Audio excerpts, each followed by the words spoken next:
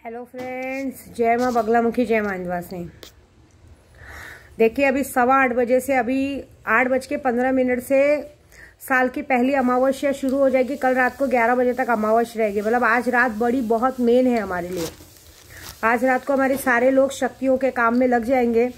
और कल मार्गशीर्ष का लास्ट गुरुवार है, कहते हैं ना आखिरी गुरुवार है। और माँ लक्ष्मी से सभी लोग चाहेंगे कि हमारे घर में धन की वर्षा हो।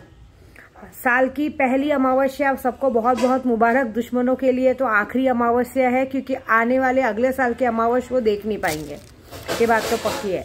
और दूसरा, जो मैं काम कर रही हूँ, जो करने जा रही हूँ, बहुत बढ़िया। आज के तारीख में जो भी अपने दुश्मनों को हमेशा के लिए अपने से जुदा करना चाहते हो, तो आज का दिन बहुत अच्छा है। अभी 8:15 बजे अमावस्या शुरू हो गई। 8:15 बजे से मैं एक प्रोसीजर करने जा रही हूँ, जिसका मैंने लोगों का काम लिया है।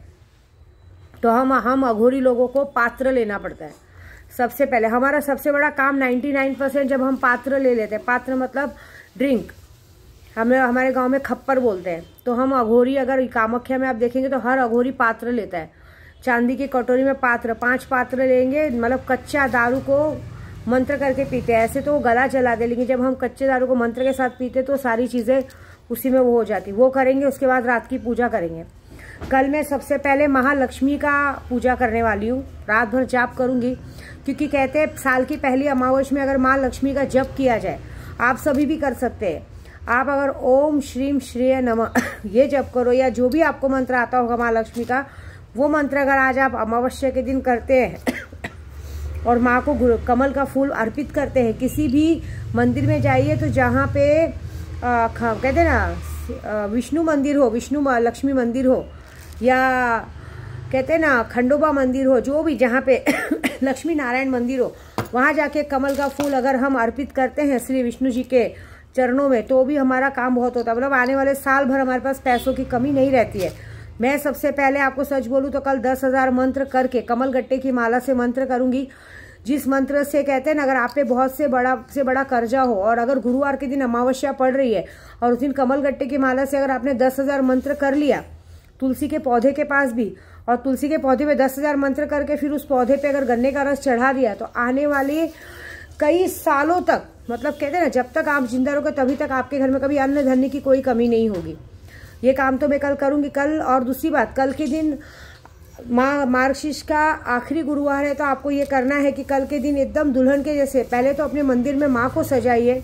माँ की बराबरी में हम नहीं सज सकते। माँ को सजाइए, दरवाजे पे हल्दी का लेप लगाइए, चौखट पे हल्दी के लेप से स्वास्तिक बनाइए, अपने दोनों हथेलियों पे स्वास्तिक बनाइए, और गणपति बप्पा को हल्दी चढ़ाइए और रंगोली लगाइए दरवाजे पे। शाम के टाइम भी 9 दीपक लगाइए। कल के दिन 9 दीपक बहुत जरूरी है। 9 के 9 दीपक कल के घी के होने चाहिए, और हो सके तो दिया नया ले आइए, नहीं तो अगर किसी के पास आयपत नहीं है दिए लेने की, आटे का दीपक बना लीजिए। और अगर आपके पास नहीं है ताकत घी और तेल खरीदने की, तो जैसे आपको इच्छा है, आपके घर में जो सुविधा हो, 9 दीपक। भगवान यथाशक्ति भक्ति देखते हैं। नहीं 9 दीपक हो सकता तो 2 दीपक तो आदमी घर में जला ही सकता है। इतना तो सबके घर में सवो रहता है। और तुलसी के पौधे के पास एक दीपक रखिए अखंड, जो जिसमें घी तेल जिसमें घी का दीपक रहे, जिसमें केसर, शहद, शक्कर, इसके समावेश का हम काम करिए, बहुत अच्छा रहेगा। और कल तो मैं 10,000 मंत्रों का जाप करके कमल गट्टे का हवन करूंगी, कमल के फूलों का हवन करूंगी, माँ को अच्छे से सजाऊंगी, खुद भी बहुत अच्छे से सजूंगी। माँ लक्ष्मी का अवतार हमें कल लेना है। माँ लक्ष्मी की तरह तैयार व्यार होके करना है कि हम आजीवन हमेशा सुखी रहे। उसके बाद मैं तो फिर उसके बाद कमल गट्टे से हवन करने वाली हूँ। और कल के दिन घर में कल सब औरतें सुहागनों को बुला के उनको हल्दी कुंकू करेंगी, वो करेंगी।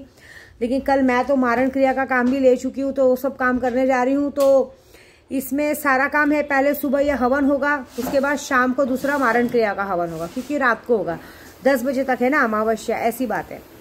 तो कल माँ लक्ष्मी को जिस तरह से हो सके खुश करे, क्योंकि कल गुरुवार के दिन अमावस्या पड़ी है। बहुत बड़ी अमावस्या है, बहुत अच्छे, मतलब बहुत सालों में इस तरह से गुरुवार की अमावस्या आती है। उसके दिन आप लक्ष्मी को पूरी तरह से अपने आंगन में कीजिए। शनि ग्रह अपने से दूर जाता है, हो सके तो दान कीजिए। कल के दिन तो सुहागनों को हल्दी कुंकू कीजिए, और अपने घर पे कोई भी अगर आता है तो उन्हें कल के दिन आप खाली मत जाने दीजिए। जो भी हो, अनाज हो, फल हो, कुछ ना कुछ तो उन्हें भेंट दीजिए। ऐसी बात है। ये काम तो ज़रूर कीजिएगा, तो आपके घर में यथाशक्ति धन रहेगा। और दूसरी बात जो दुश्मनों का काम मैं करने वाली हूँ साथ में मैं वशीकरण भी करूँगी, क्योंकि गुरुवार शुक्रवार के दिन अगर हम वशीकरण करते हैं तो बहुत अच्छा फल मिलता है। तो मैंने सोन चाप के फूल लेके आई हूँ, कल उसके नाम में सारे मंत्र जप करके वशीकरण का जप करूँगी, वशीकरण का हवन करूँगी, क्योंकि भाई लूना चमारी का बहुत लोगों ने काम दिया है, लूना चमारी वशीकरण। तो सोन चाप पे जाप होके 11,000 जप होके उसका हवन होता है, जिससे हमें एक ज़बरदस्त आकर्षण शक्ति मिलती है, ठीक है। और उसके बाद हमारा होगा बाकी का पूजा रात को, ये क्या बोलते हैं आपको, रात को होगा मारण क्रिया का हवन। इस तरह का ये सारा प्रोसीजर कल का पूरा होगा। और मैं एक बात बताती हूँ कि ये राम मंदिर के चक्कर में हम राम जी के बारे में न जानते हुए बहुत लोग बहुत सारे कमेंट मार रहे हैं। मानते हैं हम रावण को फॉलो करते हैं कि रावण ने अपनी बहन का बदला लेने के लिए ये काम किया था, लेकिन उस चक्कर में राम जी को गलत बोलना ये बहुत गलत होगा। राम जी पुरुषोत्तम राम जी थे, उन्होंने एक पत्नी व्रत लिया था, उन्होंने कसम खाई थी कि मैं आजीवन सिर्फ एक ही पत्नी का पति रहूंगा और कभी अपने पर किसी और औरत की परछाई नहीं आने दूंगा। और कितने लोगों ने कहा उन्होंने नॉनवेज खाया, ये खाया। पहले आपको पता है कि पहले के ज़माने में ये सब भोज भज खाना नहीं बनता था, फल फ्रूट पे जीते थे। बहुत से बहुत बड़े बड़े ऋषि मुनि, बहुत बड़े बड़े पंडित ज्ञानी बेलपत्र, फूल बेलपत्र खा के बरसों बरसों तक उपवास रखा करते थे। हमारे जैसे नहीं थे कि एक दिन भूखे रह गए तो हम लोग मर जाएंगे। पहले के ज़माने के भगवान और ऋषि मुनि सब बरसों बरसों तक भूखे प्यासे रह के तपस्या किए हैं, तो वो क्यों नॉनवेज खाएंगे। कुछ भी बोलने से पहले सोचा करो आप क्या बोलते हो भगवान के बारे में। ये सब झूठ है।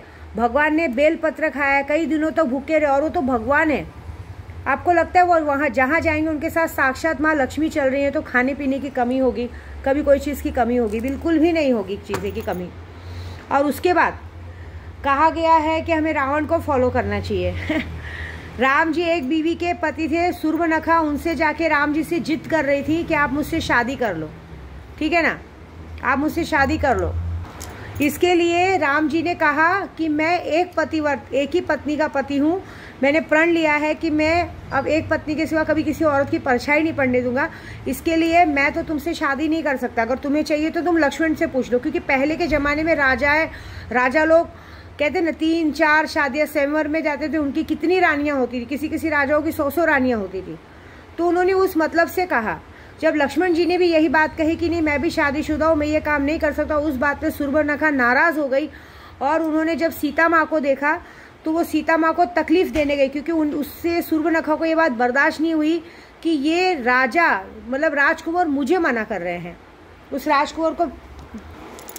राजकुंवर मुझे मना कर रहे हो। किसकी वजह से मना कर रहे हैं? तो माँ लक्ष्मी जी कमल के फूल चुन रही थी तालाब के पास, उन्होंने उसको देखा और उन्होंने कहा कि इसकी वजह से इन्होंने मुझे मना किया, अगर यही नहीं रहेगी तो राम जी मुझसे शादी कर लेंगे। इस चक्कर में जब वो सीता माँ को तकलीफ देने गई, सीता माँ के ऊपर प्रहार करने गई, तब अपनी भाभी को बचाने के लिए लक्ष्मण जी ने उसकी नाक काट दी, ठीक है ना।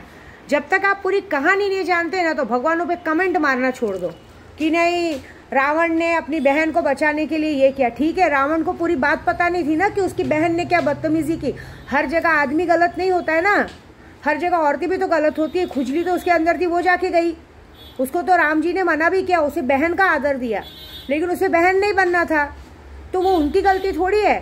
तो ये बात हर जगह पे एक बात याद रखी कि हर जगह कभी आदमी गलत नहीं होते, कभी कभी औरतें भी गलत होती हैं। तो ये जो रामायण की पंक्ति है ना, रामायण राम जी को जानने के लिए, सीता जी को जानने के लिए रामायण की बुक पढ़िए, पता है, इसी बहाने आप लोग के कुछ पाप कम हो जाएंगे। और ये कमेंट पास करना छोड़ दीजिए। राम मंदिर के मुद्दे के चक्कर में ना कौन क्या क्या बोल रहा है किसी को कुछ समझ में नहीं आ रहा है। इसलिए मैं बोलती हूँ ये राम जी की पुस्तक हम यूपी वालों के पास ही संभालने दीजिए, आप लोगों को समझ में नहीं आएगी। समझ में आया?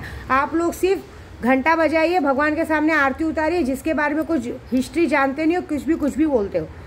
और ये जो लोग गलत बोलते हैं ना, उनको हम देखेंगे हमें क्या करना है। ठीक है, जय माता दी।